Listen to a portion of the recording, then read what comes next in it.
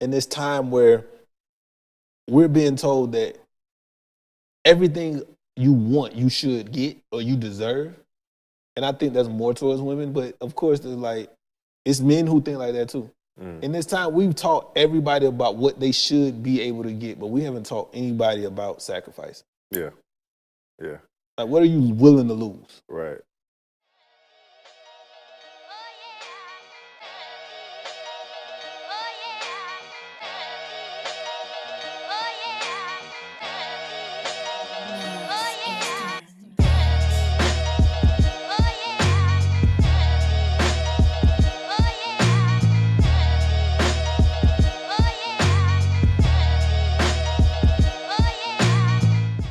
All right, guys, we're back again for Change Agents Podcast.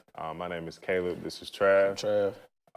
We have an amazing episode between each other for this time. We normally have guests, but for this specific episode, we want to just have a conversation about current topics, things that we've seen go on, just provide a unique perspective when it comes to these things. So, and you know what, though? Like, my real insight on it is, we started Change Agents so we could talk to change agents. Right. But we are also change agents. So I feel like more and more we're going to just get into, if we got a good guest, cool. But instead of forcing a guest, sometimes people just need to get a little bit of us anyway. Right. So, but I feel like too, it gets to a point where doing interviews, I also feel like while I love doing them, we don't get to just talk shit no more. It seems like we always working or we always trying to pour into people, but we got to talk too. What you got going, bro? Well, right now, just with the studio and everything that we have here, just excited for what we got coming up. Like, we've installed 2 unique sets, just to highlight those, highlight the art team that's been working on those things. Shout out Sin Tribe, Steph Studios, Taryn, affectionately known as that. Shout out to her. She did a Venetian set and then also a pink kitchen, which is unique to, most of the things in addition to the other sets that we already have now. We got 2 more that's on the way, but that's what we currently have right now. So be sure to check out Peerspace for those bookings. Be sure to book. They're pretty affordable for everybody, and the website that's on the way. So be sure to check that out. So I just want to start off with that. That's the most important thing. But outside of that, for me, bro, been working with Lifetime. Actually, I can talk about this now since it has been greenlit, awarded, and everything. And just to dive into that, just real briefly, it's just this is my first TV commercial, bro. You know what I'm saying? Actually airs on TV. Super and not excited just for a TV network or a show. This is actually going to be on TV. It's actually going to be in between Lifetime movies. This will be a commercial break that will pop up. And it'll actually air 2 weeks after we shoot. So we shoot this weekend. Before Halloween, it'll be on TV. So that's a surreal thing because, you come from a similar town to where I come from. It's every black family know at least one person that watches Lifetime on a regular basis. And so my mama only watched Lifetime in the news, still to this day. I was about to say, my mom, growing up, that's how she watched Lifetime. She didn't really connect to sports. She didn't really watch ESPN like my dad or whatever. But my mom's thing was she would watch stories, quote unquote. Everybody got a grandma or aunt that does that, and watching Lifetime. So my stepdad used to call Lifetime the Your Man Ain't No Good channel, bro. And I think it's really because that's all my mama watched. And it's some of the craziest stories on there, but Lifetime good for everything but documentaries. Exactly. Documentaries be terrible, but between that and then QVC, we all had that background, but man, it's just full circle to just grow up with that, Lifetime and QVC and so on and so forth, and to be actually working with these brands directly. Shout out to Marcus too. Thing. I think with actual TV and cable, it's kind of like radio where it's this generation kind of feels like it's a dead medium, but it's not. Yeah. It's still, I look at it like this. It's more people that's over the age of 35 than it is people that's not. Right. 18 to 35 is a vibrant, outspoken demographic. But my mom and them still, my mama, my grandma, my auntie, people we work with, they still largely consume content. Right. Via cable and radio. They Like, do, yeah. like even like to tie in two things at once. Like we just talked about Taryn, and now we talk about TV and like content. The BET Awards. Yeah. Like it's still crazy that Taryn did art design for some of the BET Awards, Right. and then they had their best hip hop platform, which is like such a controversial topic. Everybody know I love Young Miami. Dog. Like I thought at one point me and Young Miami was gonna be in love until she started dating Diddy, because like following a billionaire is a little that's a tough follow up. You know what I'm saying? Like I could be the little. I mean, get in your bag, bro. You know what I'm saying? You never know. You right. Get in your bag, stay in your bag. Exactly. See, Diddy control everything, but like even with that, her winning best hip hop platform, yeah, I feel a way about it. I can't even lie. Why is that? Because again, radio is still vibe. Breakfast Club is still Breakfast Club. Yeah. Like I ain't even gonna get into quote unquote why I feel like she won it, because I love Young Miami and I'm not here to like denounce a black woman or whatever, yeah, right? I feel you. But Young Miami got 4 episodes, bro. Yeah. Now, granted, every time she dropped, like it crashes the internet. Full disclosure, we used to release on Thursdays. Right. We release on Tuesdays now because of that. Yeah. But Breakfast Club is Breakfast Club. And Joe Budden, but go ahead. Yeah. And Joe Budden, but he got something dropping every day, so you can't really avoid him. Yeah. But though, like I still feel like Breakfast Club. When we shot the Stacey Abrams thing and we was talking to Charlamagne, like me and you had conversations like, bro, if we can get on the Breakfast Club to tell our story and tell how much we've done in 18 months, like that's one of our goals. Right. So I feel like the Breakfast Club is still the Breakfast Club. Yeah. TV is still TV. Yeah. Radio is still radio. Right. And for better or for worse, the Breakfast Club being so big is kind of why radio is still alive. Right. Yeah, that's true. That's true. So I think it's just different. Like it's still, they still have these platforms. Like I want us to get on NBC and all of these different things, but you cracking Lifetime, so we like one more step closer. We getting real close. We getting real close in general. But let me ask you this: what platform should have won in your opinion? If not Breakfast Club, I would say Drink Champs. And the reason why I would say Drink Champs, and I know Drink Champs is number one, they said best hip hop platform. They didn't say best news journalism platform. But I feel like Nori still had the biggest interviews of the year. Yeah. Like Nori had the Kanye interview, which went nuts. It went crazy. Like they dropped like a part 1 and part 2, I think, for that. Exactly. Yeah. And Kanye ain't go sit until now. I think he just went and did like some overseas interviews. But as far as hip hop, he ain't sit with nobody else. Yeah. Then he sat with them for like 4 hours. For 4 hours. Yeah. And said stuff that they still doing follow-ups on, like little clips and stuff like Dave that. Chappelle did Drink Champs. Yeah. And in the Dave Chappelle interview, they was talking about the Kanye interview. Bro. The Irv Gotti interview. Like, I just feel like if it's not Breakfast Club, it has to be Drink Champs. I agree. And I think Drink Champs shared it with Young Miami. Yeah. Like, I think they won too. I think they gave him like a tie. Yeah. But, Diddy got some power, bro, because both of them on Revolt. Definitely got a lot of power. It's a lot of pull. It's a lot of stuff that's going on in the back end, but, numbers are numbers, bro. You know what I'm saying? Carisha put us some numbers in those 4 episodes. You know what I'm saying? She put us some numbers. You got to look at it like quality or quantity. You know what I'm saying? But also, I not to kind of take it away from her. Yeah. I feel like, and you tell me if I'm wrong, I feel like we are in a very important time in culture and media where, like, we're going to really have to decide if we care about the dopest thing or, like the trendiest thing or, like, the most gossipy thing. Right. Because, like, do you still feel like, from a music video standpoint or from a hip-hop space standpoint, because you're clearly growing outside of hip-hop. Yeah. But from a hip-hop standpoint, do you still feel like you have to put out the best video every time you come out? And do you feel it's appreciated? I feel like I need to consistently deliver every single time. And look at like a Tom Brady. Mm-hmm. Like, he's still in the league because he consistently delivers his numbers every game. You know what I'm saying? Give or take, win or lose, like he has his numbers. Like, and that's the same for basketball, that's the same for politics. So it's like when it comes to filming, for me, it's like as long as I'm consistent in what I'm known to do, and that's to make sure that like, you know, I'm putting my best foot forward, I'm making sure it's like delivered on time, number one. Number two, it looks good. It don't have to be my best video in my portfolio every single time per se, but that doesn't mean, or that doesn't discount the fact that it may be the best thing for them. For that concept or Exactly, that budget exactly. or that artist. Or that artist, exactly. So, you know, with that in mind, as long as I'm consistent, like that's all that matters. How do you grade yourself? Do you grade yourself off reaction?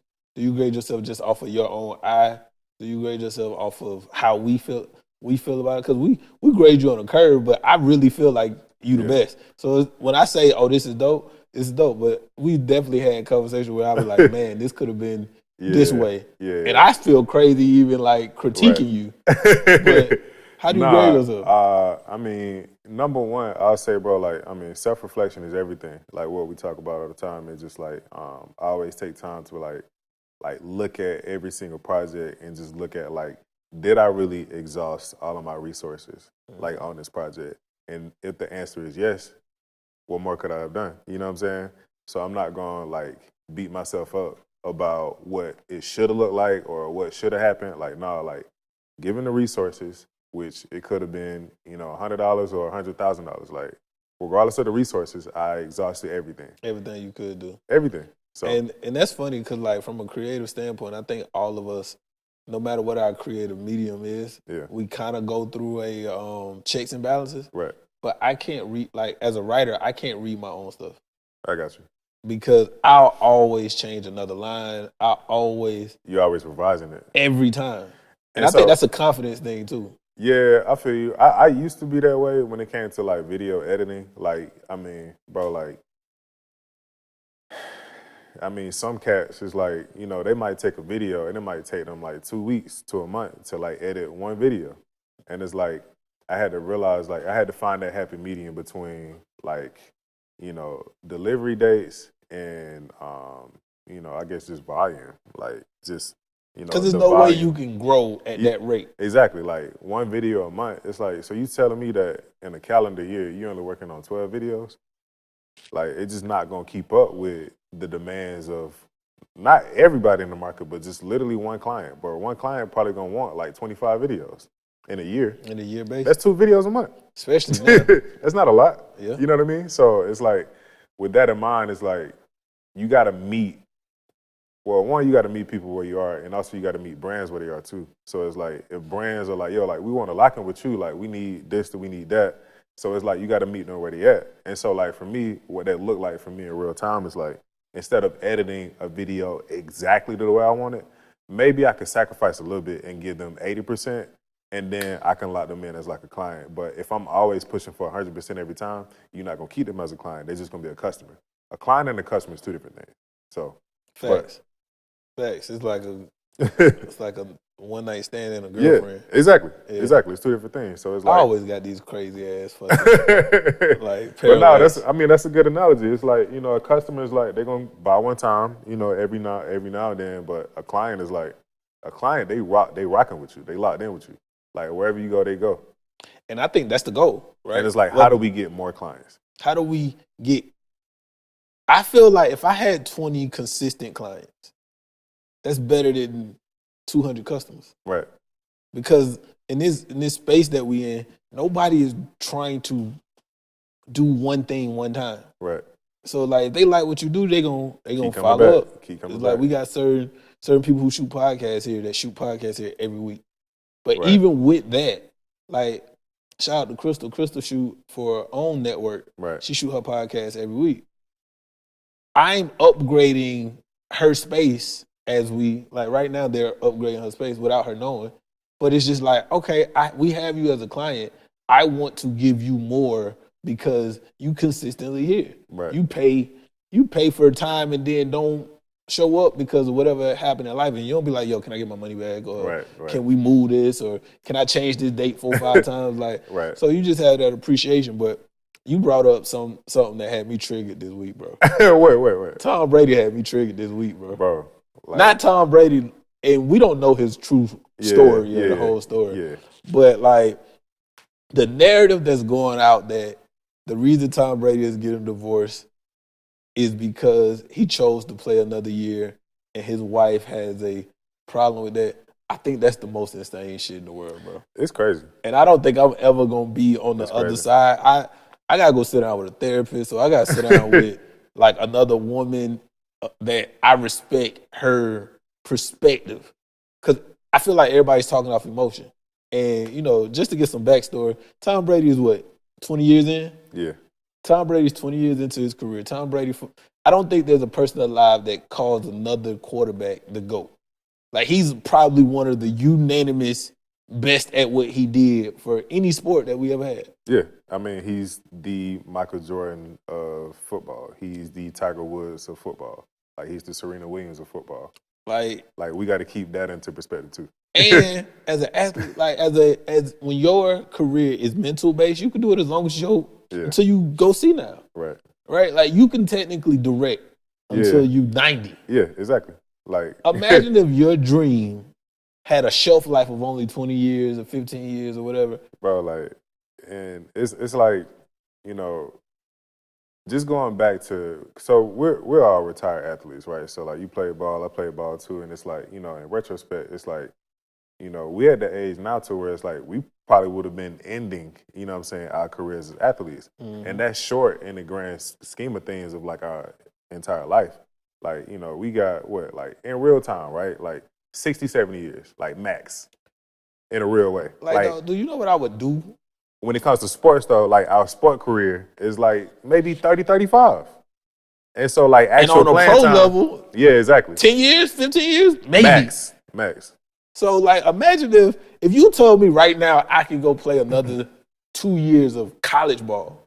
Yeah. Or even 2 years of high school. Do you know what I would do for that, bro? Exactly. So, it's like with that in mind, and another thing, too, you got homeboys in the league. I got some homeboys in the league, family, too, and stuff like that. People always describe the NFL as not for long. Mm-hmm.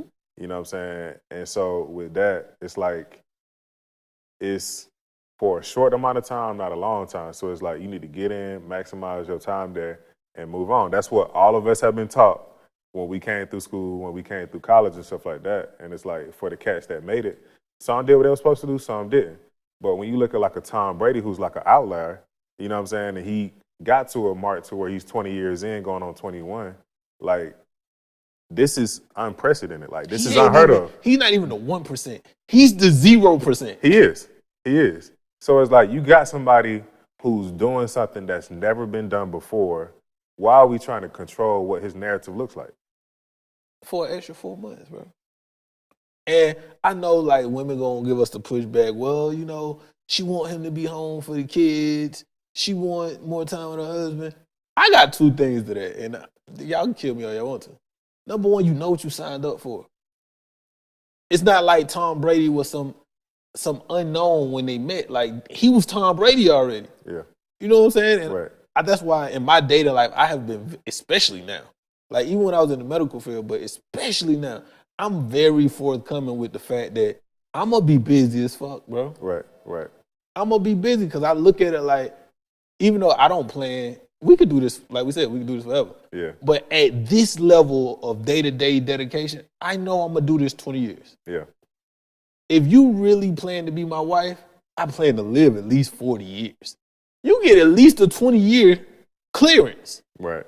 And during this 20 years while I'm working, you going to spend more of the money. Right. You're going to get more of the downtime. You're going to get more in the house. You're going to get more car. You're going to get more of my sweat equity. You're going to get more from my sweat equity than I will. Right. So why am I apologizing for working?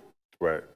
And so I'll just say this too, just for me, it's like, you know, every man's goal is to provide, number one.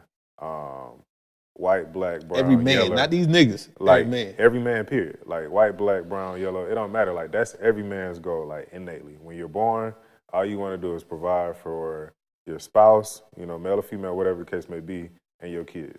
Like, that's it. So the caveat, though, is if a man is presented with a situation to where they can not only change their lives, right, but generations ahead. Generations. Like With an generations S. ahead. Like, that's not an opportunity people just gonna pass up. And outside of it, I care. Like, I have a passion. Yeah. Most people never fall in love with what they do. Yeah. I'm in love with what I do. Right. If I'm in love with what I made the joke on Twitter. I was like, imagine if Stedman told Oprah he wanted her home more. Right. We would think that was the craziest shit in the world. Yeah. If Serena decide to come back and not retire, and her husband be like, "Nah, you need to quit playing tennis. Nah, I want you more at the house." And it's like, and I ain't even gonna take it there on like the sexes, like just like male or female, but it's like everybody knows that is watching or listening. It's like energy would be way different for that man that's in that household if he had that type of perspective. And I think it just like, we just got to keep that same energy for the other role on the other side when we looking at, what I'm saying, just Tom Brady. And I also like one of my, I'm quote king. One of my quotes is love is by addiction. Love is by addiction. Love is by addition, not subtraction. Right. So like we, over the years culturally we had these conversations of, who's first, the mom or the kids? Who you gonna listen to, the dad or the husband? Love is addition, dog. Like if you have to take a integral piece of me, or you got to make me choose between two things I love that's not disrespectful to you, then you're making me choose. That's not love. That's control. Man, being in a relationship is not hiring a manager. Facts. It's not bringing on like a consulting agency to control your life or to dictate when you do this, when you do that. Like, nah, yes, you should be improving the quality of our life together, right? But at the same time, it's not no management contract. It's not you coming in and telling me like, all right, you need to do this. You need to move that way. Like, no, you need to stop doing that. You've been doing it for 10 years, but you need to stop it with me. And it's working. It's not like, I'm killing myself. Like, nah, like, yeah, you need to stop doing all of that. Like, no, like, for the women that's watching, like, nah, like, most men, like, period, don't want like that. Unless they just came to you and just like, look, like, I need structure in my life. Like, nah, like, most men at this stage, they have structure. They don't need that. Whether that structure looks like the structure you want or not. Right. Because, like, I don't have no set time to be here, bro. When I'm at the studio, let's say you out of town or you shooting or something. Right. I might be here from 10 o'clock in the morning to midnight. Right. So, tomorrow I might be here from 10 o'clock to 6.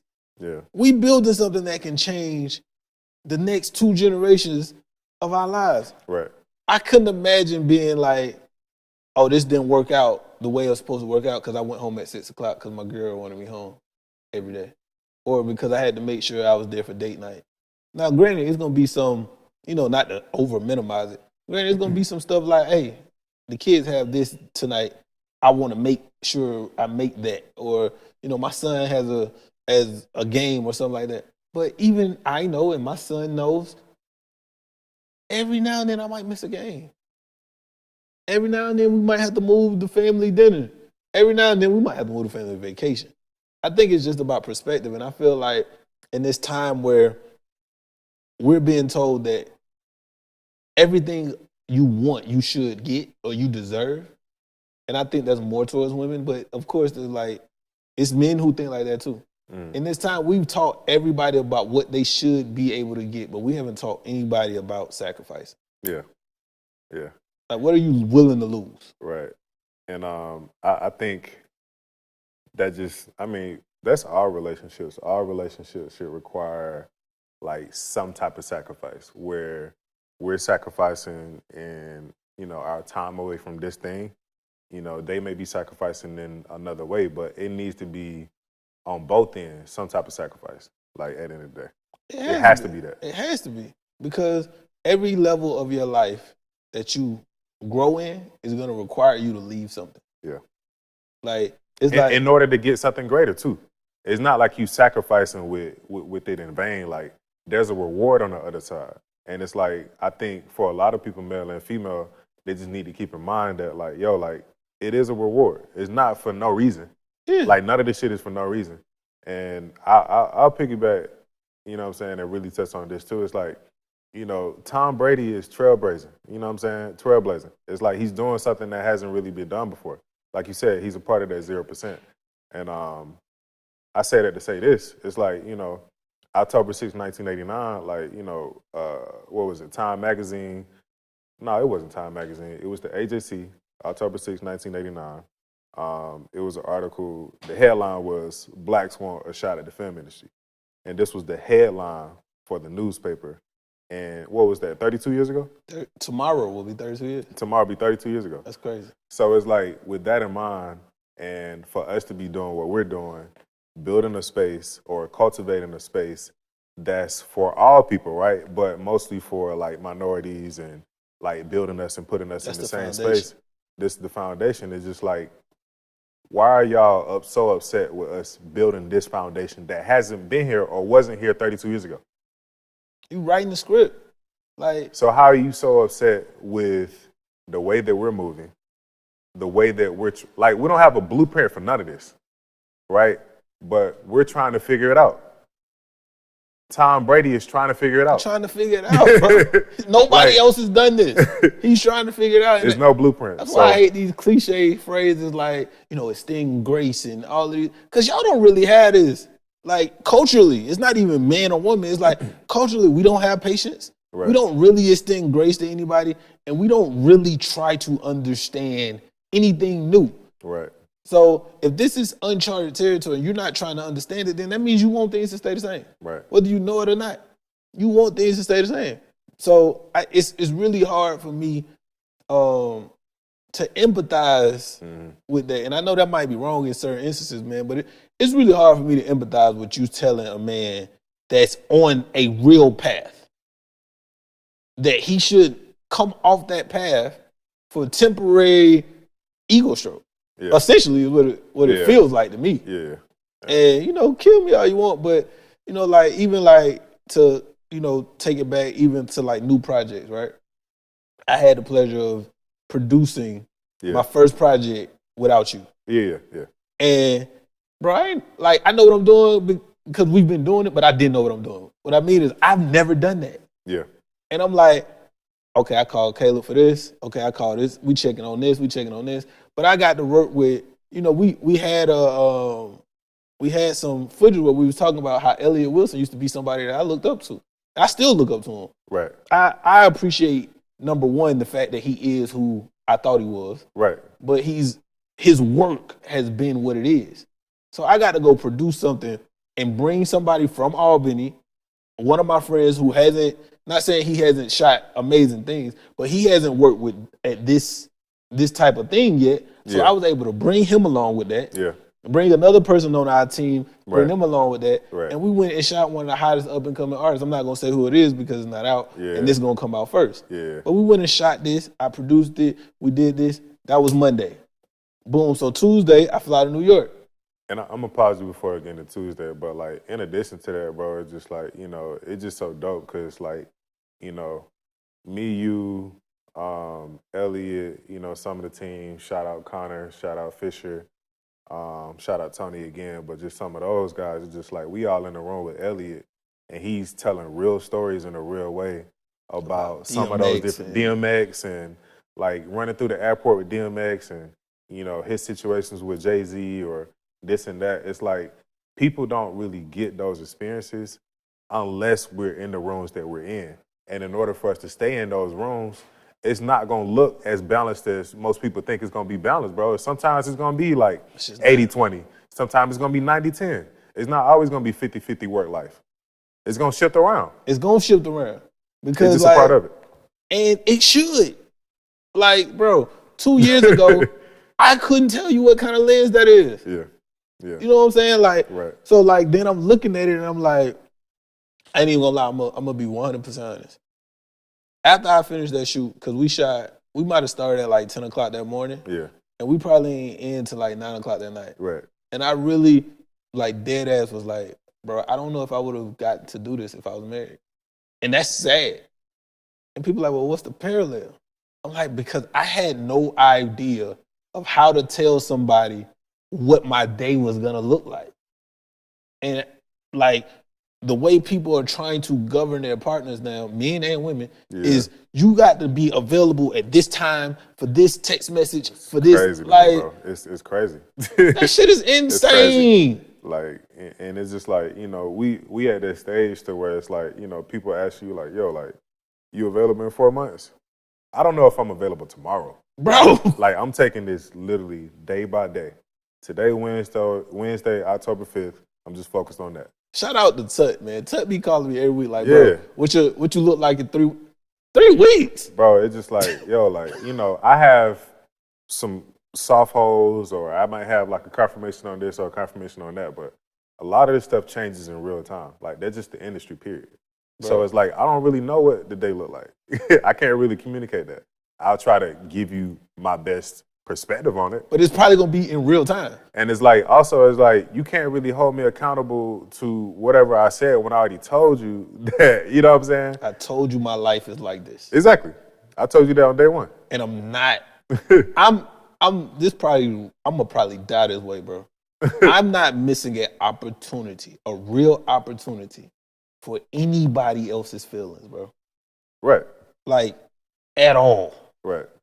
And like, just to go back, this how crazy. I knew last week that I was shooting with Elliot. That's all I knew. Right? So then, the day before we shoot Elliot, I got invited to come shoot in New York, Tuesday. Yeah. I ain't know nothing about that. Right. Then, so, shoot Elliot Monday. Then I actually fly to New York, and I shoot Elliot for something else, completely different, big shit, Tuesday. Tuesday we shoot that. I help produce that. Then while we're there, there's a Netflix partner in the room for it wasn't a Netflix production, but it was a Netflix person in the room. Yeah. Then she says, okay, boom, we have this Netflix premiere tomorrow. I need you to come to this.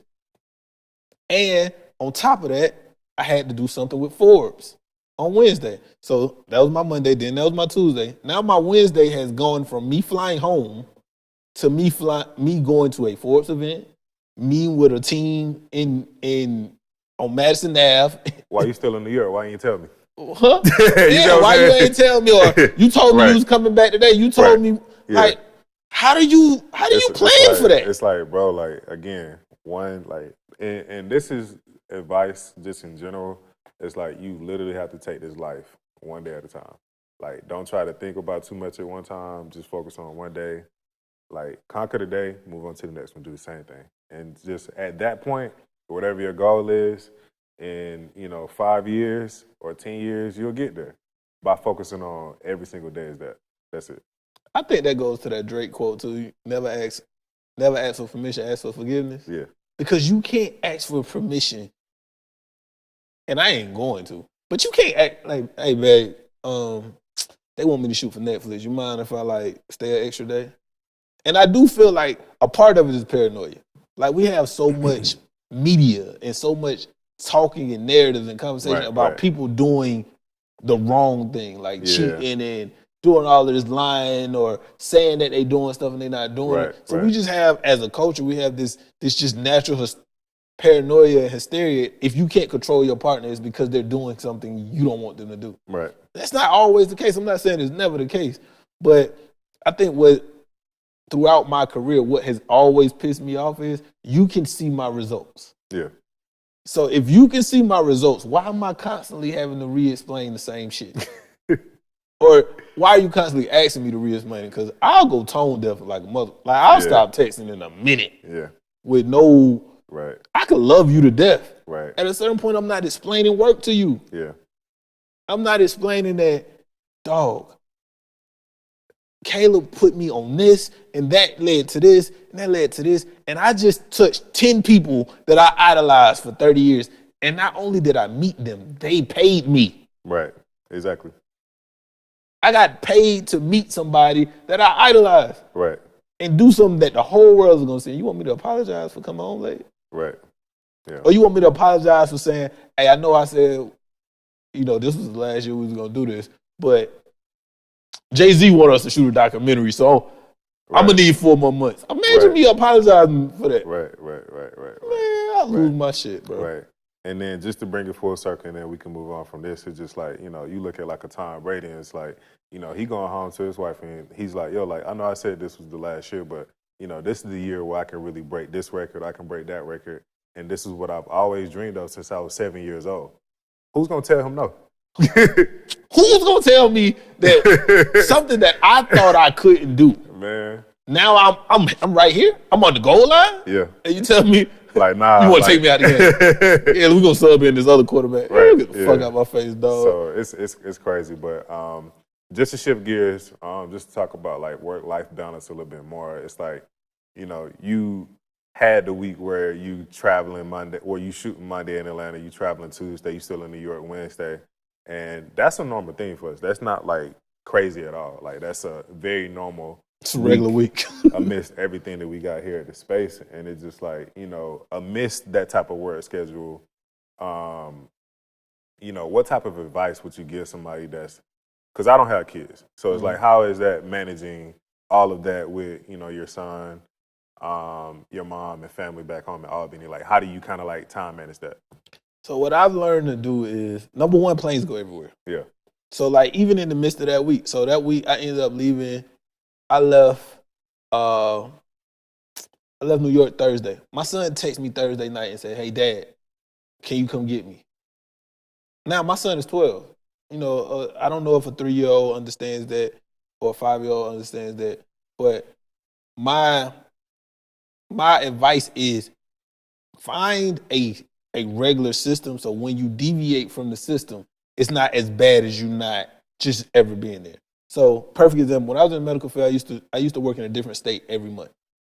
I'm driving too. I'm not even flying at this point. I'm driving. I lived in Baltimore. My son lived in Albany.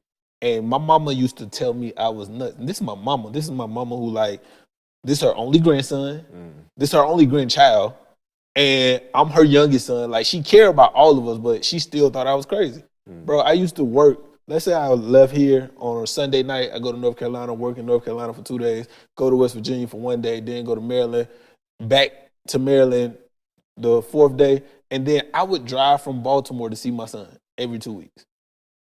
So I did that for 10 years. Now, eventually I got to the point where, that drive to Baltimore became a flight to Baltimore, but I still was going to see my son. For the first 10 years of my son's life, he never went 2 weeks without seeing me. How many hour drive is that from Baltimore? From Baltimore, it's 16 and a half without traffic. You crazy. Each way. You crazy, bro. But at that point, I couldn't afford last minute plane tickets. Right. So I never knew what my actual Friday or Thursday would end up. Like some days I might end up having to go to Baltimore, I might not. So I couldn't buy a ticket 2 weeks in advance. So then if I figure out on Friday or on Thursday that I'm not gonna have to go X place tomorrow, then that flight to Albany round trip might have been $1,200, bro. That was a week worth of salary for me at that time. Yeah. So it wasn't like but I could drive my Monte Carlo to Albany for $80. Yeah. And then drive back for $80. Right. So that's what I did. But I did that for 10 years. So now if my son called me and I can't get there, it's like, all right, son, I can't come tomorrow. Tomorrow's Friday. I can't come tomorrow, but I'll be there Monday. So the days move around a little bit. But you still keep your commitment. But I'm going to keep my commitment. Yeah. And if it's something that's just, perfect example, man. When my son had a PTA meeting, right? I ain't never missed a PTA meeting like the first 9 years. The last year, I had to miss a PTA meeting. So I know it's not quote unquote the best thing, but because I know my son is expecting me to be at this meeting and I missed this meeting, so now tomorrow we going to Dave & Buster's. Or tomorrow we going to Legoland. Just trying to make it up. Because it's not like saying fuck them kids and fuck your wife. It's just when things happen, you have to pivot. Right. So if it was your girl birthday or your wife's birthday and y'all supposed to leave today, an adult to me should be able to understand that, okay, now we're not going today. Maybe we going tomorrow or maybe we going to go next week. And I'm going to throw some extra in because I know you're being understanding. Right. But the first part is the understanding. Right. Because you think I want to drive 16 hours each way? I'm inconvenienced too. Right. And so that's a good thing. I'm glad you paused there. So it's like, I was just gonna say this. It's like, one thing to just keep in mind is like sacrificing is a two-way street. Like the way you sacrifice for work is the same way you sacrifice for your son. Like that 16-hour drive is the same way you sacrificing to stay in New York for a day. It's not like that was free for you to stay for an extra day. Exactly. You had to pay for the room. You got to pay for food. Like you got to pay for whatever else you had to pay for. Like that's a sacrifice. And so it's like for, people in relationships that's looking for love and marriage and stuff like that, it's like if you got somebody who's willing to sacrifice, period, they willing to sacrifice for so much more. But go ahead. Yeah, bro. And it just, I just think we all got to get into this. We got to get out of this mindset of right now. Yeah. And that's a scarcity mindset. That's something you think about all the time. Something you talk about all the time. And it don't just apply to money. Like this mindset that if I don't do this for you this time, that means our relationship is bad. Or that means you're not worth it. No, it's just like we got to make real life decisions every day. Right. But I want to pivot to somebody. One of your favorite people in the world. Who? Kanye West. Yeah, man. I love Kanye. I don't care what nobody say. Yeah. I love disruptors, number one, anyway. So that's it. But you worked with Kanye and had good and bad experiences with Kanye. Right, yeah. But I think this whole White Lives Matter thing, everybody was sending me this, and everybody's like, black people are all up in arms, bro. This shit don't bother me at all. Right. Well, how you feel about it? Unfortunately, like I always tell people, what Kanye is doing versus the black people who are responding to it is the same thing. Because people will say, it's like Kanye has like a split demographic down the black people aisle now. Half of the black people don't fuck with him no more, and half of them love him. But if you're in this side that don't fuck with him or don't care about him, then nothing he do should matter, right? But if you don't care about him, and the minute he do something, you spend your whole day talking about it so you can get engagement, you're doing the same thing he's doing and making 100 times less money doing it. Right. So White Lives Matter, number one, at a certain point, we got to stop always letting our messaging or our identity being predicated on us being the victim. So Black Lives Matter was a necessary movement or a necessary point in time. But even with the Black Lives Matter movement, we've seen black people that exploited that movement for their own personal gain. It's always happened. It's not just these people. Yeah, I mean, this, and again, like we getting real deep at this point, but a lot of nonprofits, they do this thing where they hide money or they do fraudulent things to kind of like tuck money to the side. And, Black Lives Matter as an organization, they do fall into that category. They did do that. They did, buy mansions and cars, and like you can look up this information that's out there. You don't need to hear it from me, but like this is actually what went on. And so what Kanye was addressing was that specifically. He wasn't saying the movement, period, like just as far as like black people, but the organization, like I think he was addressing that. Yeah, and so another thing, hypocrisy. Exactly. And so another thing is like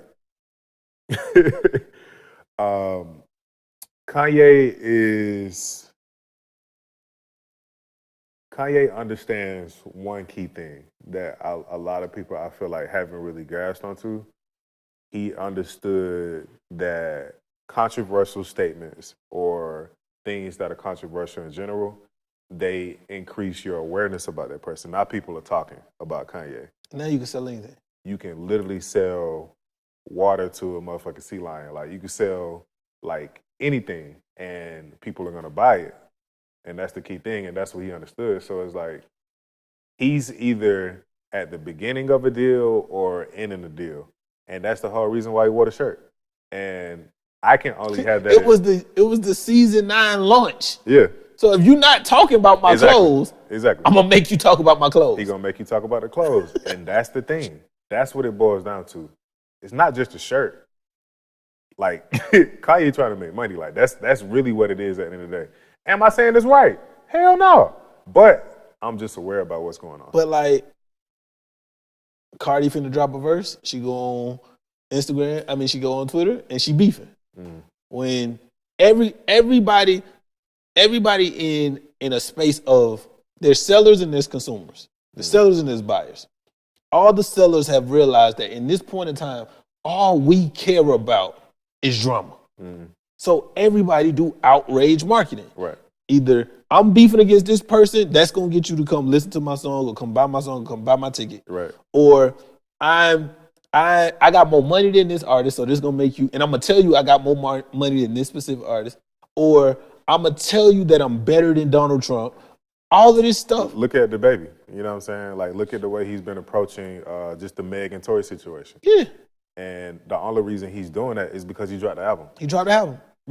Like, the first thing we heard about this album was I hit Meg the week before the day before. Yeah, on his debut single. On your debut single. And it's like, people gotta really you really gotta start using your intelligence and look at the patterns. Like, people have been doing this for like decades. Like, they get you pissed off, and then you go and listen to whatever they talking about in their album, or they drop some merch and you buying their merch just to support it, quote unquote, or you just buying it to burn it up. And they still making money. I don't care what they say. I ain't seen no white people at them Kanye events last year when he did them Donald events. Yeah. Them shits look like HBUC classics. Yeah. HBCU. See, I'm so stuck on my own shit. But, and granted, like, is there a morality part to it, or just a principle part to it, or just like common decency? To a certain point, yes.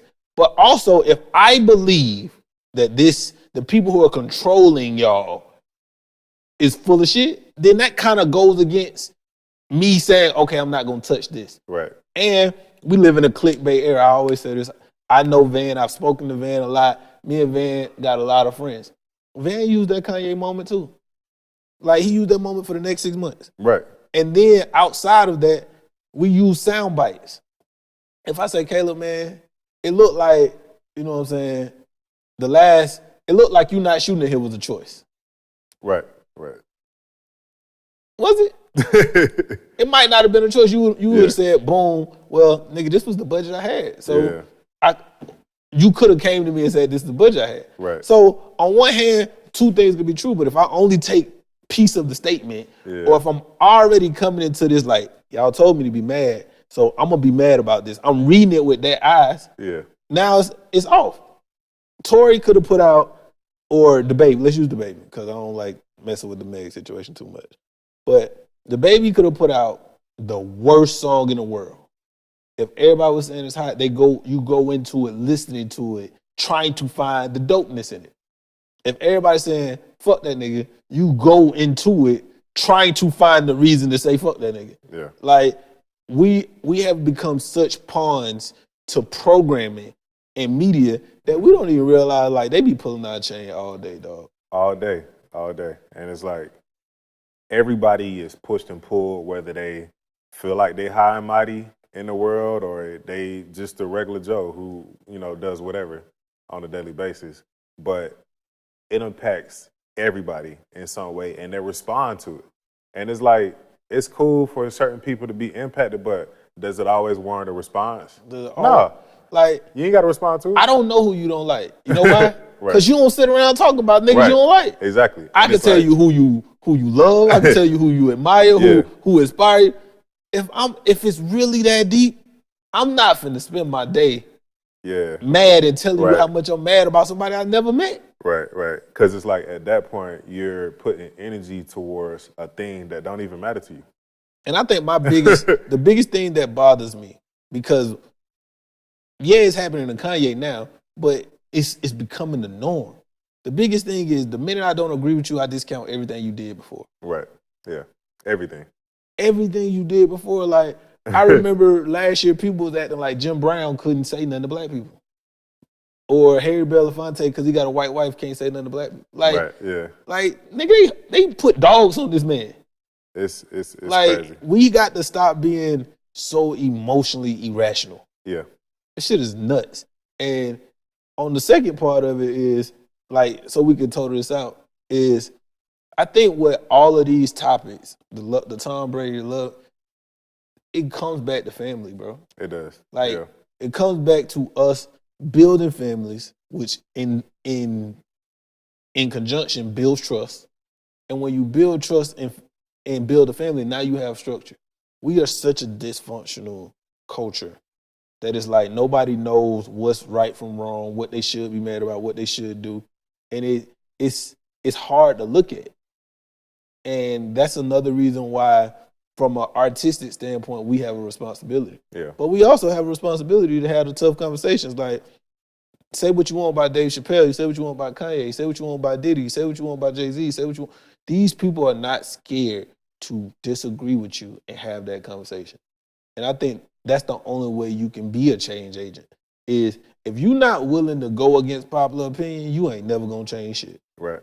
So kill me all you want to. I'm still buying Kanye albums. I'm still watching Tom Brady games. I'm still listening to Drink Champs. I'm still picking work over your feelings. And I'm still gonna stay in New York an extra day. Hey. And Caleb's still gonna be Caleb. We out, man. New change agents. Holla at your boys. And we're gonna do more of these, bro.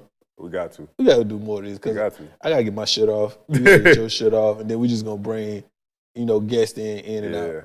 And I think we're gonna fire Marcel. No? All right, cool. We out. All right, we out.